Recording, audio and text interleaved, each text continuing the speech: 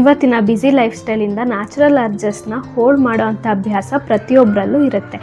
So ಈ natural urges ಅಂದರೆ ಏನು, ಅದನ್ನು ಹೋಲ್ಡ್ ಮಾಡೋದ್ರಿಂದ ನಿಮ್ಮ ಆರೋಗ್ಯದಲ್ಲಿ ಆಗುವಂಥ ಚೇಂಜಸ್ ಏನು, ಅದನ್ನೆಲ್ಲ ಇವತ್ತಿನ ವಿಡಿಯೋದಲ್ಲಿ ನಾವು ನೋಡೋಣ.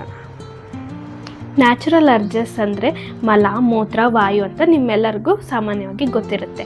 ಸೊ ಇದ್ರ ಜೊತೆಯಲ್ಲಿ ಇನ್ನೂ ಹಲವಾರು ಬಗೆಯ ನ್ಯಾಚುರಲ್ ಅರ್ಜಸ್ ಇದೆ. ಆಯುರ್ವೇದದಲ್ಲಿ ಟೋಟಲ್ ಆಗಿ 13 ಟೈಪ್ಸ್ನ ಎಕ್ಸ್ಪ್ಲೇನ್ ಮಾಡ್ತಾರೆ.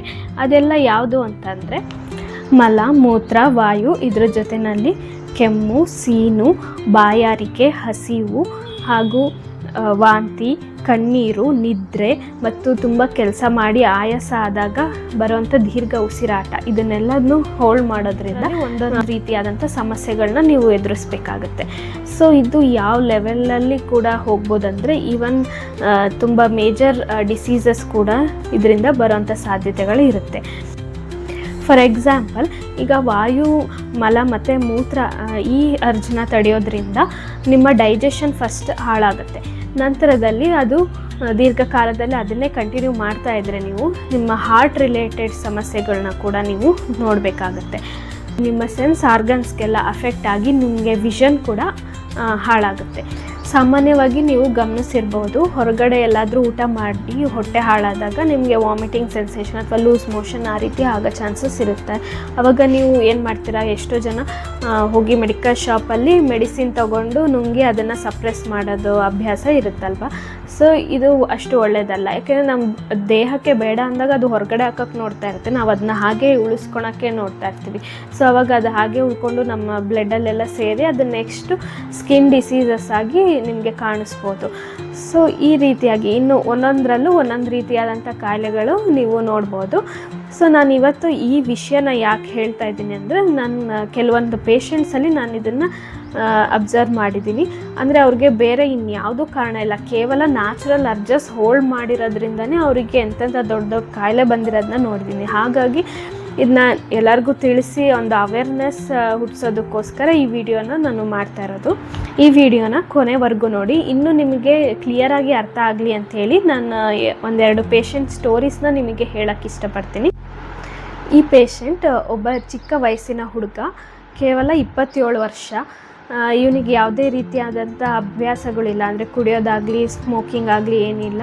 ಜೊತೆಗೆ ಯಾವುದೇ ರೀತಿ ಫ್ಯಾಮಿಲಿ ಹಿಸ್ಟ್ರಿ ಕೂಡ ಇಲ್ಲ, ಶುಗರ್ ಇಲ್ಲ, BP ಇಲ್ಲ, ಏನಿಲ್ಲ. ಆದರೂ ಸಹ ಇವನಿಗೆ ನೀವೆಲ್ಲರೂ ಕೇಳಿರ್ತೀರ ಕ್ರೋನಿಕ್ ಕಿಡ್ನಿ ಡಿಸೀಸ್ ಅಂಥೇಳಿ. ಅಂದರೆ ಕಿಡ್ನಿ ಸರಿಯಾಗಿ ಕೆಲಸ ಮಾಡ್ತಿರಲ್ಲ, ವೈಫಲ್ಯ ಆಗಿರುತ್ತೆ, ಕಿಡ್ನಿ ಫೇಲ್ಯೂರ್ ಅಂತಲೇ ಹೇಳ್ಬೋದು. ಸೊ ಈ ಹುಡುಗನಲ್ಲಿ ಎರಡೂ ಸಹ left and right kidney 80% damage ಆಗಿತ್ತು. ಸೊ ಅವನಿಗೆ ಡಯಾಲಿಸಿಸ್ ಸಜೆಸ್ಟ್ ಮಾಡಿದರು, ಇಲ್ಲ ಅಂತಂದರೆ ಟ್ರಾನ್ಸ್ಪ್ಲಾಂಟೇಷನ್. ಸೊ ಅವ್ರು ಹಾಗಾಗಿ ನಮ್ಮ ಹತ್ರ ಸೆಕೆಂಡ್ ಒಪಿನಿಯನ್ಗಾಗಿ ಬಂದಿದ್ದರು, ಆಯುರ್ವೇದದಲ್ಲಿ ಏನಾದರೂ ಚಿಕಿತ್ಸೆ ಸಾಧ್ಯ ಇದೆಯಾ ಅಂತ. ಸೊ ನಾವಾಗ ಆ ಪೇಷಂಟ್ ಕಂಪ್ಲೀಟ್ ಹಿಸ್ಟ್ರಿ ಕೇಳಿದಾಗ ನಮಗೆ ಗೊತ್ತಾಗಿದ್ದು, ಅವನು ಒಂದು ಹೋಟೆಲಲ್ಲಿ ಕೆಲಸ ಮಾಡ್ತಾಯಿದ್ದ ಹಾಗೂ ಅದರಿಂದಾಗಿ ತುಂಬ ಬ್ಯುಸಿ ಇರೋ ಕಾರಣದಿಂದಾಗಿ ಅವನು ಸರಿಯಾದ ಟೈಮಲ್ಲಿ ಊಟ ತಿಂಡಿ ಮಾಡ್ತಾ ಇರಲಿಲ್ಲ. ಹಾಗೂ ಅವನಿಗೆ ಮಲ ಮತ್ತು ಮೂತ್ರಕ್ಕೆ ಅರ್ಜೆಂಟ್ ಆದಾಗ ಅವನು ಹೋಗ್ತಾ ಇರಲಿಲ್ಲ. ಅದನ್ನ ಹೋಲ್ಡ್ ಮಾಡಿ ಇನ್ನು ಸ್ವಲ್ಪ ಸಮಯ ಬಿಟ್ಟು ಕೆಲವು ಗಂಟೆಗಳ ಕಾಲ ನಂತರ ಹೋಗ್ತಾ ಇದ್ದ. ಅದನ್ನು ಅವನು ಕಂಟಿನ್ಯೂಸ್ ಆಗಿ 2 ರಿಂದ 3 ವರ್ಷ, ಮಿನಿಮಮ್ 2 ಇಯರ್ಸ್ ಅವನು ಮಾಡಿದ್ದಾನೆ. ಸೊ ಈ ರೀತಿಯಾಗಿ ಅವನಿಗೆ ನಾವು ಆಯುರ್ವೇದದಲ್ಲಿ ಹೇಳ್ತೀವಿ ಅಪಾನ ಕ್ಷೇತ್ರ ಅಂತಂದರೆ, ಈ ಕಿಡ್ನಿ ಇರೋ ಜಾಗಕ್ಕೆ ಅಪಾನ ಕ್ಷೇತ್ರ ಅಂತ ಹೇಳ್ತೀವಿ. ಸೊ ಅಲ್ಲಿ ಅಪಾನ ವಾಯು ದೃಷ್ಟಿಯಾಗಿ ಅವನಿಗೆ ಕಿಡ್ನಿ ಸಮಸ್ಯೆ ಬಂದಿದೆ ಅಂತ ನಮ್ಮ ಪ್ರಕಾರ ನಾವು ಅನಾಲಿಸಿಸ್ ಮಾಡಿದ್ದು. ಅದಕ್ಕೆ ಚಿಕಿತ್ಸೆ ಕೂಡ ಮಾಡಿದ್ವಿ, ಇನ್ನೂ ನಡೀತಾ ಇದೆ. ಸೊ ಈ ರೀತಿಯಾಗಿ ನೋಡಿ, ಇಷ್ಟು ಏನೋ ಅವನಿಗೆ ಬೇರೆ ಸೈಡ್ ಹ್ಯಾಬಿಟ್ಸ್ ಇಲ್ಲ, ಬೇರೆ ಫ್ಯಾಮಿಲಿ ಹಿಸ್ಟ್ರಿ ಇಲ್ಲ, ಶುಗರ್ ಇಲ್ಲ, BP ಇಲ್ಲ, ಆದರೂ ಸಹ ಇಷ್ಟು ಸಣ್ಣ ವಯಸ್ಸಲ್ಲಿ ಈ ರೀತಿಯಾಗಿದ್ದು ತುಂಬ ಬೇಜಾರಿನ ಸಂಗತಿ. ಹಾಗಾಗಿ ತುಂಬ ಜನ ನಾವು ಇದನ್ನು ಮಾಡ್ತಾ ಇರ್ತೀವಿ, ಬ್ಯುಸಿ ಇದ್ದೀವಿ ಅಂತ ಹೇಳಿ ಹೋಲ್ಡ್ ಮಾಡೋದು, ಹೋಗೋದಿಲ್ಲ ಸರಿಯಾದ ಟೈಮಲ್ಲಿ. ಈವನ್ ಹೆಣ್ಮಕ್ಳು ಜಾಸ್ತಿ ಹೊರಗಡೆ ಟ್ರಾವೆಲಿಂಗಲ್ಲಿ ಸರಿ ಹೋಗಲ್ಲ ಅಂಥೇಳಿ ಹೋಲ್ಡ್ ಮಾಡೋದು, ಹಾಗೂ ಹೆಂಗಸರು ಮನೆಯಲ್ಲಿ ಎಲ್ಲ ಮಕ್ಕಳನ್ನ ಕಳಿಸ್ಬೇಕು ಅಥವಾ ಅಡುಗೆ ಆಗಿಲ್ಲ ಅಂಥೇಳಿ ಲೇಟಾಗೆಲ್ಲ ಮಾಡೋದು, ನಮ್ಮ ಮನೆಯಲ್ಲೇ ಎಕ್ಸಾಂಪಲ್ಸ್ ಇದೆ. ಸೊ ಆದ್ದರಿಂದ ಇದರಿಂದ ತುಂಬ ದೊಡ್ಡ ದೊಡ್ಡ ಕಾಯಿಲೆಗಳು ಸಹ ಬರ್ಬೋದು. ಅದನ್ನು ಗಮನದಲ್ಲಿಟ್ಕೊಂಡು ನಿಮಗೆ ಯಾವಾಗ ನಿಮ್ಮ ದೇಹನೇ ಕೇಳುತ್ತೆ, ಯಾವಾಗ ಏನು ಮಾಡಬೇಕು ಅಂತ ಅದಕ್ಕೆ ಸ್ಪಂದಿಸಿದರೆ ಸಾಕು, ನೀವು ನಿಮ್ಮ ಆರೋಗ್ಯನ ತುಂಬ ಚೆನ್ನಾಗಿ ಇಟ್ಕೋಬೋದು. ಇವಾಗ ಆರೋಗ್ಯನೇ ಭಾಗ್ಯ ಅಂತ ಹೇಳ್ತೀವಲ್ವ, ಎಲ್ಲರಿಗೂ ಗೊತ್ತಿರೋಂಥ ವಿಚಾರನೇ ಇರಲಿ. ಈಗ ಇನ್ನೊಂದು ಪೇಷಂಟ್ ಸ್ಟೋರಿ ಅಂದರೆ ಒಬ್ಬ ಮಹಿಳೆ 56 ವರ್ಷ ಹೌಸ್ ವೈಫ್. ಸೊ ಇವರು ಮನೆಯಲ್ಲಿ ಎಲ್ಲರಿಗೂ ಅಡುಗೆ ಮಾಡಿ ಅವ್ರನ್ನ ಕಳಿಸ್ಕೊಡ್ಬೇಕು ಅಂತ ಹೇಳಿ ತುಂಬ ಟೈಮಿಂದ ಮಲದ ಅರ್ಜನ ಅವರು ಹೋಲ್ಡ್ ಮಾಡ್ತಾಯಿದ್ರು.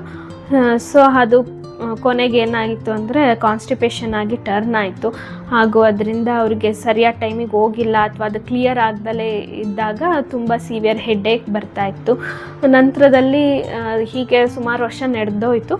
ಆಮೇಲೆ ಒಂದಿನ ಅವರಿಗೆ ಎದೆನೋವು ಬಂತು. ಅಂದರೆ ಅದು ಅರ್ಧ ದಿನವರೆಗೂ ಇತ್ತು. ಹಾಗಾಗಿ ಅವರು ಸ್ವಲ್ಪ ಗಾಬರಿ ಆಗಿದ್ದರು. ಆಮೇಲೆ ನಾವು ಅದಕ್ಕೆ ECG ಎಲ್ಲ ಮಾಡಿಸಿ ಅಂತ ಹೇಳಿದ್ವಿ. ಅದರಲ್ಲಿ ಗೊತ್ತಾಯಿತು ಅವರಿಗೆ ಹಾರ್ಟಿಗೆ ರಕ್ತ ಸಂಚಲನೆಯಲ್ಲಿ ಸ್ವಲ್ಪ ಸಮಸ್ಯೆ ಆಗಿದೆ. ಇನಿಷಿಯಲ್ ಸ್ಟೇಜಲ್ಲಿ ಇದ್ದಾರೆ. ಅಂದರೆ ಇಸ್ಚಮಿಕ್ ಹಾರ್ಟ್ ಡಿಸೀಸ್ ಅಂತ ಹೇಳ್ತೀವಿ. ಆ ಸಮಸ್ಯೆ ಅವರಿಗೆ ಆಗಿತ್ತು. ನೋಡಿದ್ರಲ್ಲ, ನಾನು ಆವಾಗಲೇ ಹೇಳಿದೆ ನಿಮಗೆ, ಮಲಮೂತ್ರ ಮತ್ತು ವಾಯುನ ತಡೆಯೋದ್ರಿಂದ ನಿಮಗೆ ಹಾರ್ಟ್ ರಿಲೇಟೆಡ್ ಸಮಸ್ಯೆ ಕೂಡ ಬರ್ಬೋದು ಅಂತ ಹೇಳಿ. ಅದಕ್ಕೆ ಒನ್ ಆಫ್ ದ ಎಕ್ಸಾಂಪಲ್. ಇದರ ಸೀರಿಯಸ್ನೆಸ್ ಅರ್ಥ ಆಗಲಿ ಅಂತ ನಾನು ಪೇಷಂಟ್ಸ್ ಒಂದೆರಡು ಎಕ್ಸಾಂಪಲ್ ಹೇಳಿದೆ. ಸೊ ಹಾಗಾಗಿ ಎಲ್ಲರೂ ಕೂಡ ಇದನ್ನ ಗಮನದಲ್ಲಿ ಇಟ್ಕೊಳ್ಳಿ.